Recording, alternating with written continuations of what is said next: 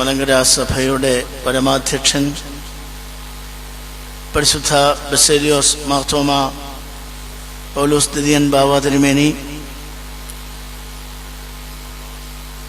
അഭിവന്യ ഡോക്ടർ മാത്യൂസ് മാർ സേവേറിയോസ് മെത്രാപ്പൊലീത്ത തിരുമേനി, അഭിവന്യ പിതാക്കന്മാരെ, ശ്രേഷ്ഠരായ വൈദികരെ, വൈദിക സെമിനാരി വിദ്യാർത്ഥികളെ, സഹോദരി സഹോദരങ്ങളെ, മലങ്കര സഭയുടെ രണ്ട് വലിയ പിതാക്കന്മാർ ഒരാഴ്ചയായി ഒരു സഹന സമരത്തിൽ കൂടെ കടന്നു പോവുകയാണല്ലോ.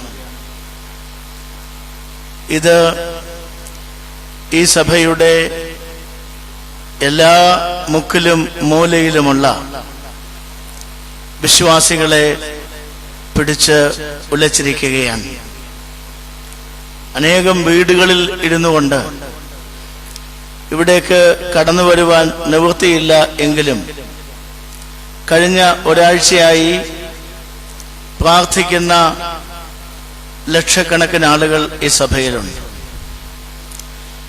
ഈ പിതാക്കന്മാരോടൊപ്പം ചേർന്നുകൊണ്ട് അവരവർക്ക് കഴിയുന്ന രീതിയിൽ ഉപവസിക്കുന്ന അനേകായിരങ്ങൾ ഈ സഭയിലുണ്ട്. സഭയുടെ എല്ലാ ഇടവകളിലും ഇത് ഒരു വലിയ ചർച്ചാ വിഷയമായിരിക്കുകയാണ്. വാർത്താമാധ്യമങ്ങളിൽ കൂടെ ലഭിക്കുന്ന ചെറിയ ചെറിയ അറിവുകൾക്ക് കാതോർത്തുകൊണ്ട് ടിവിയുടെ മുൻപിൽ തന്നെ ഈ ഒരു വിഷയം മാത്രം അറിയുവാൻ ഇരുപ്പുറപ്പിച്ചിരിക്കുന്ന ആളുകളും ധാരാളമാണ്. പഴയ സെമിനാരിയില് കഴിഞ്ഞ ഒരാഴ്ചയായി ഈ ഒരു വിഷയം വെച്ചുകൊണ്ട് ഉള്ള മധ്യസ്ഥ പ്രാർത്ഥനകൾ നടന്നു വരുന്നുണ്ട്. ഇന്നലെ പരിശുദ്ധ സഭയിലെ എല്ലാ ജനങ്ങളോടും ഒപ്പം ചേർന്ന് നിന്നുകൊണ്ട് വൈദിക സെമിനാരിയിലെ അധ്യാപകരും വിദ്യാർത്ഥികളും ഉപവസിക്കുകയും പ്രത്യേക പ്രാർത്ഥനകൾ നടത്തുകയും ചെയ്തു. ഞാനിവിടെ വന്നിരിക്കുന്നത് സെമിനാരിയിലെ ഒരു എളിയ അധ്യാപകൻ എന്നതിനോട് കൂടി തന്നെ ഞാൻ സേവനമനുഷ്ഠിക്കുന്ന വളരെ ചെറിയ ഒരു പള്ളിയുടെ പ്രതിനിധി കൂടെയാണ്. പരിമല പള്ളിക്ക് കിഴക്കുള്ള പരിമല സെന്റ് ജോർജ് ഓർത്തഡോക്സ് പള്ളിയിലെ മാനേജിംഗ് കമ്മിറ്റി അംഗങ്ങളും ട്രസ്റ്റിയും ഒക്കെ എന്നോടൊപ്പം ഈ പിതാക്കന്മാരെ സന്ദർശിക്കുവാനും ഈ പ്രസ്ഥാനത്തെ പറ്റി കൂടുതൽ മനസ്സിലാക്കുവാനും അതിനോട് ഐക്യദാർഢ്യപ്പെടുവാനും തക്കവണ്ണം വന്നിരിക്കുകയാണ്. പരിശുദ്ധ പൗലോസ് ശ്ലീഹായുടെ ഫിലിപ്പിയ ലേഖനത്തിലെ ഏതാനും ചില വാക്യങ്ങൾ വായിക്കുന്നു. 1-ാം അധ്യായം 27 മുതൽ 30 വരെയുള്ള വാക്യങ്ങൾ.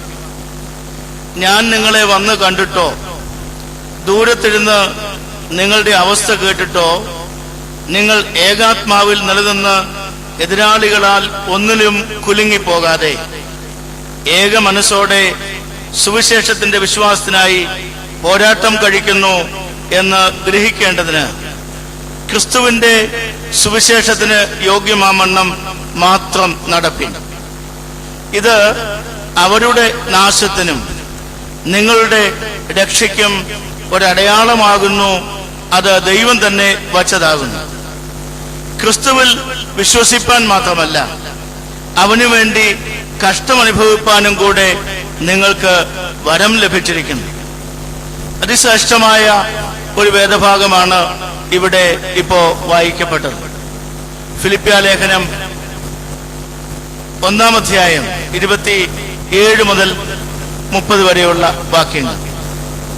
Kolenchery saint Peter's and saint Paul's പള്ളി പരിശുദ്ധ പൗലോസ് അപ്പോസ്തലന്റെ കൂടെ നാമത്തിൽ സ്ഥാപിതമായിരിക്കുന്ന ഈ ദേവാലയത്തിലെ ആളുകളും മലങ്കര സഭയുടെ പരമാധ്യക്ഷൻ ഉൾപ്പെടെയുള്ള സർവപിതാക്കന്മാരും ഇപ്പോ ഏർപ്പെട്ടിരിക്കുന്ന ഈ ഒരു സഹന സമരം ദൈവത്തിന്റെ പരിപൂർണ നിയന്ത്രണത്തിലാണ് എന്നുള്ളത് നാം മനസ്സിലാക്കേണ്ടിയിരിക്കുന്നു.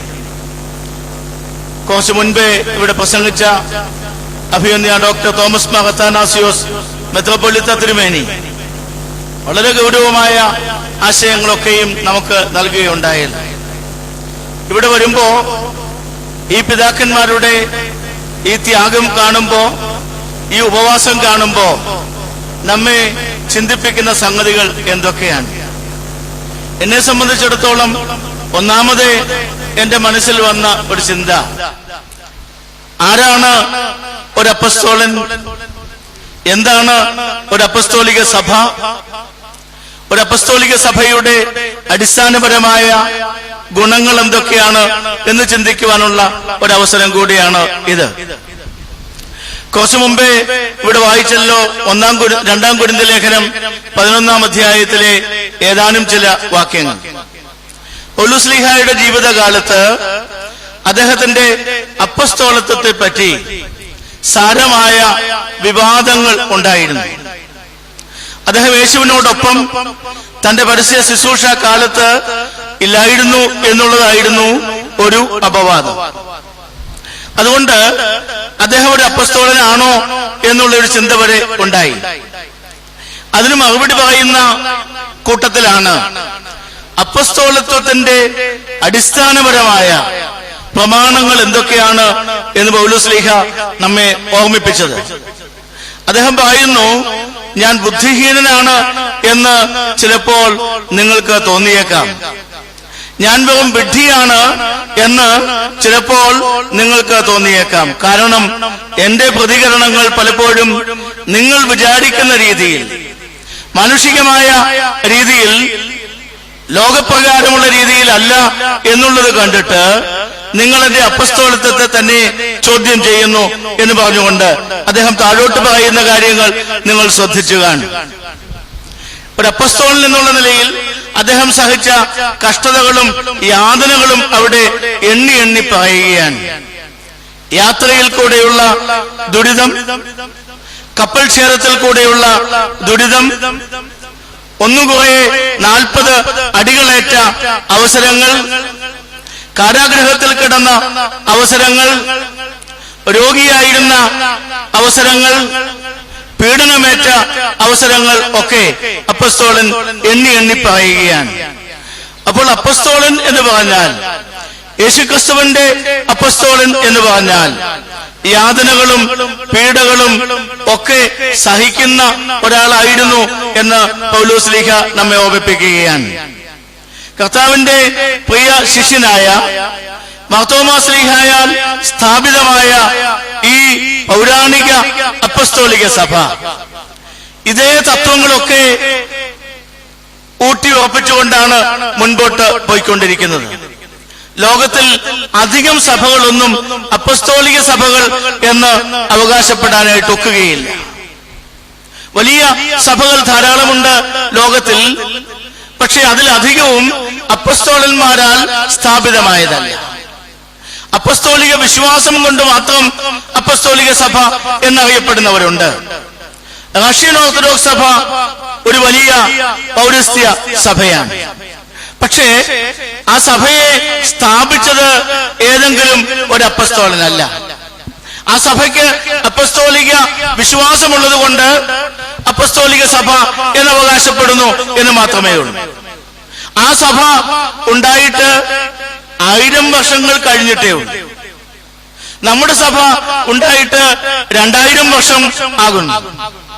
അപ്പൊ ഇവിടെയുള്ള ഈ പുരാതനമായ സഭയ്ക്ക് ശേഷം ഒരു സഹസ്രാബ്ദം കഴിഞ്ഞ് ഉണ്ടായ സഭകൾ, അതിന്റെ ശ്രേഷ്ഠത എന്തൊക്കെയാണ് എന്നുള്ളത് ലോകക്കറിയാം. പക്ഷെ ഈ കൊച്ചു സഭയെ പറ്റി, ഈ പുരാതന സഭയെ പറ്റി, ഇതിന്റെ വിശ്വാസത്തെ പറ്റി പലപ്പോഴും നാം തന്നെ തിരിച്ചറിയുന്നില്ല എന്നുള്ളതാണ് സങ്കടകരമായ ഒരു വസ്തുത. മലങ്കരയിൽ സഭയുണ്ടായതിന് മറ്റാരുടെയും ഉത്തരവാദിത്വമില്ല. ഇവിടെ ഏതെങ്കിലും ഒരു മിഷൻ കൊണ്ട് ഉണ്ടായ ഒരു സഭയല്ല. ഇവിടെ അന്ത്യോക്യൻ സഭയുടെ മിഷന്റെ ഫലമായി ഉണ്ടായ ഒരു സഭയല്ല. അതുകൊണ്ടാണ് ഈ സഭ അതിന്റെ സ്വാതന്ത്ര്യത്തെ പറ്റി എപ്പോഴും പറഞ്ഞുകൊണ്ടിരിക്കുന്നത്. ഇത് കർത്താവിന്റെ പ്രിയ ശിഷ്യനായ മാർത്തോമാ ശ്ലീഹ സ്ഥാപിച്ച സഭയാണ്. അതിന് വേറെ ആരോടും നമുക്ക് കണക്ക് പറയേണ്ടതായിട്ടില്ല. ലോകപ്രകാരം അങ്ങനെ കണക്ക് പറയുന്ന ഒത്തിരി ആളുകൾ നമ്മുടെ കൊച്ചു കേരളത്തിൽ തന്നെ ഉണ്ടാവാം. പക്ഷെ നമ്മളെ സംബന്ധിച്ചിടത്തോളം കർത്താവിന്റെ പ്രിയ ശിഷ്യൻ സ്ഥാപിച്ച ഈ സഭയുടെ അപ്പസ്തോലികത്വത്തെ സംബന്ധിച്ച് വേറെ ആരും നമ്മെ പഠിപ്പിക്കേണ്ടതായിട്ടില്ല. ഈ ഉപവാസം നമുക്ക് ഉറപ്പുവരുത്തുന്ന ഒന്നാമത്തെ സംഗതി അതാണ്. ഇത് യേശുക്രിസ്തുവിനോട് കൂടെ നടക്കുകയും കർത്താവിന്റെ ഉപദേശങ്ങൾ കേൾക്കുകയും വളരെ ത്യാഗം സഹിച്ച് ഈ ഭാരതത്തിലേക്ക് കടന്നു വരികയും ചെയ്ത മാർത്തോമാ ശ്ലീഹ സ്ഥാപിച്ച സഭയാണ്. സഭാ ചരിത്രം, ആദിമസഭയുടെ ചരിത്രം പഠിക്കുന്നവർക്കറിയാം, റോമ സാമ്രാജ്യത്തിന് പുറത്തേക്ക് പോയ ഏക അപ്പസ്തോലൻ മാർത്തോമാ ശ്ലീഹയാണ്. നിങ്ങൾ യെരൂശലേമിലും യഹൂദിയിലും ശമരിയായിലും ഭൂലോകമൊക്കെയിലും പോയി സുവിശേഷം അറിയിപ്പീൻ എന്ന് സ്വർഗ്ഗാരോഹണം ചെയ്ത കർത്താവ് അരുളി ചെയ്തപ്പോ മറ്റു ശിഷ്യന്മാരൊക്കെ യാത്ര ചെയ്ത ഭൂലോകം എന്ന് പറയുന്നത് റോമ സാമ്രാജ്യമായിരുന്നു. അതിന്റെ അതിർവരമ്പുകളെയാണ് വരമ്പുകളെയാണ് ഭൂലോകം എന്ന് അവർ അറിഞ്ഞിരുന്നത്. എന്നാൽ നമ്മുടെ പിതാവായ മാർത്തോമാ ശ്ലീഹ റോമ സാമ്രാജ്യം വിട്ട് ഇത്രയും വിദൂരമായ ഈ ദേശത്തേക്ക് വരികയും ഇവിടെ യേശുക്രിസ്തുവിന്റെ സുവിശേഷം അറിയിക്കുകയും ചെയ്തത് ചരിത്ര യാഥാർത്ഥ്യമാണ്. അത് ലോകമൊക്കെയും ഉൾക്കൊള്ളുന്ന ഒരു സത്യമാണ്. ആ ഒരു യാഥാർത്ഥ്യമാണ് ഈ 2000 വർഷമായിട്ടും നാം വീണ്ടും വീണ്ടും ഉറപ്പിച്ച് പറയുന്നത്. ഈ സഹനസമരം ഒന്നും കൂടെ ഓർപ്പിക്കുന്ന ഒരു വസ്തുത അതാണ്. രണ്ടാമത്, ഈ പ്രസ്ഥാനത്തിൽ പങ്കെടുക്കുമ്പോ നമുക്ക് ലഭിക്കേണ്ട ഒരു സന്ദേശം എന്ന് പറയുന്നത്, ഈ സഭ നിർമ്മിച്ചിരിക്കുന്നത് ഈ ലോകപ്രകാരമുള്ള ധനത്തിന്റെ ബലത്തിലോ ആളുകളുടെ ബലത്തിലോ അധികാരത്തിന്റെ ബലത്തിലോ അല്ല. മറിച്ച് ഈ സഭ ഇത്രയും വലുതായി നിർമ്മിക്കപ്പെട്ടിരിക്കുന്നത് ഉറച്ച വിശ്വാസമുള്ള ക്രൈസ്തവരുടെ ത്യാഗോജ്വലമായ ജീവിത സമർപ്പണത്തിൽ കൂടെയാണ്. നമ്മുടെ പൂർവ്വപിതാക്കന്മാരുടെ വിയർപ്പിന്റെ ഫലമാണ് ഇന്ന് മലങ്കരയിൽ സഭയിൽ കാണുന്ന എല്ലാം. ഒരു യൂറോപ്യൻ മിഷന്റെയും സഹായം നമുക്ക് ലഭിച്ചിട്ടില്ല. അനേക ക്രൈസ്തവ സഭകളുണ്ട്, വലിയ സ്വത്തുകളൊക്കെ അവർക്ക് കാണും, ചാനലുകൾ സ്വന്തമായി കാണും, ഒത്തിരി പ്രകടന പത്രികകൾ കാണും, വലിയ പരസ്യം കാണും. അവരുടെ സഭാ ശുശ്രൂഷകരൊക്കെയും വലിയ ശമ്പളം പറ്റുന്നവരായിരിക്കാം. കാരണം അവർക്ക് പാശ്ചാത്യ നാടുകളിൽ നിന്ന് ധാരാളം സമ്പത്ത് ഒഴുകി വരും. അങ്ങനെയാണ് അവരുടെ സഭകളൊക്കെ നിർമ്മിക്കപ്പെട്ടിരിക്കുന്നത്. പക്ഷെ നമ്മുടെ സഭ നിർമ്മിക്കപ്പെട്ടിരിക്കുന്നത് ഈ മലങ്കരയിലുള്ള വെറും സാധാരണക്കാരായ കർഷകരായ കഷ്ടപ്പെടുന്നവരായ ആളുകളുടെ വിയർപ്പിന്റെ ഫലം കൊണ്ടാണ്. അതാണ് ഈ നമ്മുടെ സ്വാതന്ത്ര്യ പ്രഖ്യാപനത്തിന്റെ വലിയ ഒരു വസ്തുത എന്ന് പറയുന്നത്. നമ്മുടെ വല്യപ്പച്ചന്മാരും വല്യപ്പച്ചിമാരും ഉപവസിച്ച് കഷ്ടപ്പെട്ട് പട്ടിണി കിടന്ന് ദശാംശം കൊടുത്ത് സ്ഥാപിച്ച ഒരു സഭയാണ്. അതുകൊണ്ട് ഈ ഒരു സഹന സമരത്തിൽ പങ്കെടുക്കുമ്പോ നിങ്ങളാരും ലജ്ജിക്കേണ്ടതായിട്ടില്ല. നമ്മുടെ പിതാക്കന്മാർ അനുഷ്ഠിച്ച കഷ്ടതകളുടെയും യാതനകളുടെയും ചെറിയ ഒരു അംശം മാത്രമേ നാമൊക്കെയും വ്യക്തികളായി അനുഭവിക്കുന്നുള്ളൂ എന്ന് ഓർക്കേണ്ടിയിരിക്കുന്നു. ഈ ഒരു പ്രസ്ഥാനം എനിക്ക് നൽകുന്ന മൂന്നാമത്തെ ഒരു സന്ദേശം നമ്മുടെ സഭയെ നയിച്ച പിതാക്കന്മാർ സഹിച്ച ത്യാഗങ്ങളും കഷ്ടതകളുമാണ്. 20 നൂറ്റാണ്ടുകൾ സ്വന്തം കയ്യില് സഭയുടെ ഭാരം മുഴുവൻ ഏന്തിക്കൊണ്ട് ഈ സഭയെ മുൻപോട്ട് നയിച്ച പരിശുദ്ധന്മാരായ പിതാക്കന്മാർ ഈ സഭയിൽ ഉണ്ടായിരുന്നു. ഒരുപക്ഷെ അവരെ ആരെയും പരിശുദ്ധന്മാരായി പ്രഖ്യാപിച്ചിട്ടില്ലായിരിക്കാം. പക്ഷേ അവരുടെ ഭക്തിനിർഭരമായ ജീവിതം കൊണ്ടും തീഷ്ണമായ വിശ്വാസം കൊണ്ടും ത്യാഗനിർഭരമായ ജീവിതം കൊണ്ടും സമർപ്പണ ബോധം കൊണ്ടും അവരൊക്കെയും കാലാകാലങ്ങളിൽ അനുഷ്ഠിച്ച സേവനങ്ങളാണ് ഇന്ന് മലങ്കര സഭയ്ക്ക് അഭിമാനപൂർവ്വം അവകാശപ്പെടാനുള്ളത്. ആ ഒരു വലിയ ഭാഗമായിട്ടാണ് ഇന്ന് മലങ്കര സഭയുടെ പരമാധ്യക്ഷനായ പരിശുദ്ധ ബസേലിയോസ് മാർത്തോമ പൗലോസ് തിരിയൻ ബാവാ തിരുമേനി പൂർവ്വപിതാക്കന്മാരുടെ അതേ മാതൃക പിൻപറ്റിക്കൊണ്ട് ഈ കഷ്ടത സ്വയം ഏറ്റെടുക്കുകയായിരുന്നു. രാവിലെ അത്താനാസിയോസ് തിരുമേനിയുടെ പറഞ്ഞതുപോലെ ദൈവ നിശ്വസിതമായ, ദൈവ ആത്മാവിനാൽ പ്രേരിതമായ ഒരു ചിന്തയോടെ ഈ ഒരു സഹന സമരത്തിലേക്ക് ഇറങ്ങിത്തിരിക്കുകയായിരുന്നു. നമ്മുടെ ഉണ്ടാക്കിയതാണ് ഈ സഭ എന്ന് ഞാൻ പറഞ്ഞല്ലോ. അംശവടികളും സ്ലീബായും പണയം വെച്ച് ഈ സഭയെ നയിച്ച പിതാക്കന്മാർ ഇവിടെ ഉണ്ടായിരുന്നു. കയറിക്കിടക്കാൻ ഇടമില്ലാത്ത അരമനകൾ എന്ന് വിളിക്കുന്നെങ്കിലും സുഖമായി വസിക്കുവാൻ ഇടമില്ലാത്ത പിതാക്കന്മാർ ഈ സഭയിൽ ഉണ്ടായിരുന്നു. 1912 സെപ്റ്റംബർ മാസം 15-ാം തീയതി നിരണം സെന്റ് മേരീസ് ഓർത്തഡോക്സ് പള്ളിയിൽ വെച്ച് അബ്ദേദ് മഷിയ പാത്രിയാർക്കീസ് ബാവ മലങ്കര സഭയിൽ കാതോലിക്കേറ്റ് സ്ഥാപിച്ചിട്ട് 100 വർഷം ആകുകയാണ്.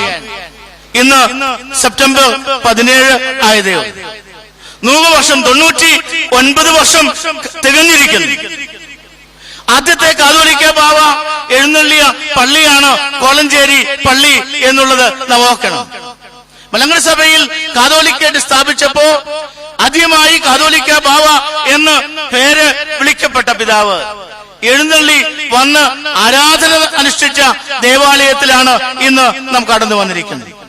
അതുകൊണ്ട് ഇത് വെറും ഒരു സാധാരണ ദേവാലയം പോലെയല്ല, മലങ്കര സഭയുടെ അഭിമാനത്തിന്റെ കേന്ദ്രമാണ്. ഇവിടെ നിർണായകമായ സംഭവങ്ങൾ നടന്നിട്ടുണ്ട്. ഇവിടെ ചരിത്രപ്രസിദ്ധമായ വസ്തുതകൾ നടന്നിട്ടുണ്ട്. അങ്ങനെയുള്ള ഒരു പരിശുദ്ധ ദേവാലയം സംരക്ഷിക്കുന്നതിൽ ഈ പരിശുദ്ധ പിതാവിനോടൊപ്പം മലങ്കര സഭയിലെ എല്ലാ വിശ്വാസികളും പങ്കുചേരുന്നു എന്നുള്ളത് സ്തുത്യർഹമായ ഒരു സംഗതിയാണ്.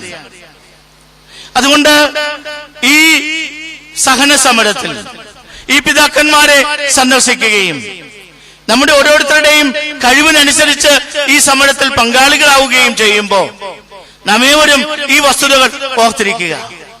അപ്പസ്തോലനായ പൗലോസ് അരുളി ചെയ്തതുപോലെ അപ്പസ്തോലനായ മാർത്തോമാ ശ്ലീഹ സ്ഥാപിച്ച ഈ സഭയിലെ ആളുകൾ സഭയുടെ അപ്പസ്തോലികത്വം ഒന്നുകൂടെ ഉറച്ച് പ്രഖ്യാപിക്കുകയാണ്. ഈ സഭയിലെ ചെറുതും വലുതുമായ സ്ഥാവര ജംഗമ സ്വത്തുക്കളൊക്കെയും നമ്മുടെ പൂർവ്വപിതാക്കന്മാരുടെ വിയർപ്പിന്റെ ഫലമായതുകൊണ്ട് അതിന്റെ ഒരു അവകാശം, അതിന്റെ ഒരു അഭിമാനം അത് നാം ഉൾക്കൊള്ളുകയാണ്. അതോടൊപ്പം തന്നെ ഈ പിതാക്കന്മാർ ഇരുവരും അനുഷ്ഠിക്കുന്ന ഈ ത്യാഗനിർഭരമായ സഹന സമരം ഇത് സഭയുടെ സമരമാണ്. ഇത് രണ്ട് വ്യക്തികളുടെ സമരമല്ല, ഇത് മലങ്കര സഭയുടെ സമരമാണ്. ഇത് നീതിക്ക് വേണ്ടിയുള്ള സമരമാണ്. ഇത് സത്യത്തെ കാത്തുസൂക്ഷിക്കുവാനുള്ള സമരമാണ്. കപടവേഷധാരികളും കള്ള അപ്പസ്തോലന്മാരും ആദിമസഭയിൽ മുതൽ ഉണ്ടായിരുന്നു. അവരൊക്കെയും അഭിമാനിച്ചിരുന്ന പല സംഗതികളുമുണ്ട്. പക്ഷേ പൗലോസ് ശ്ലീഹ വ്യക്തമായി പറയുന്നുണ്ട്, അവരൊക്കെയും അങ്ങനെ കഴിയട്ടെ, ദൈവം തീരുമാനിക്കട്ടെ, സത്യം എന്താണ് എന്ന് ദൈവം തീരുമാനിക്കട്ടെ. ദൈവത്തിന്റെ നീതി നടപ്പാക്കി കിട്ടുവാൻ തക്കവണ്ണം നമുക്ക് ഏവർക്കും പ്രാർത്ഥിക്കുവാനായി ഈ അവസരം വിനിയോഗിക്കാം എന്ന് ഓർപ്പിച്ചുകൊണ്ട് എന്റെ വാക്കുകൾ ചുരുക്കുന്നു.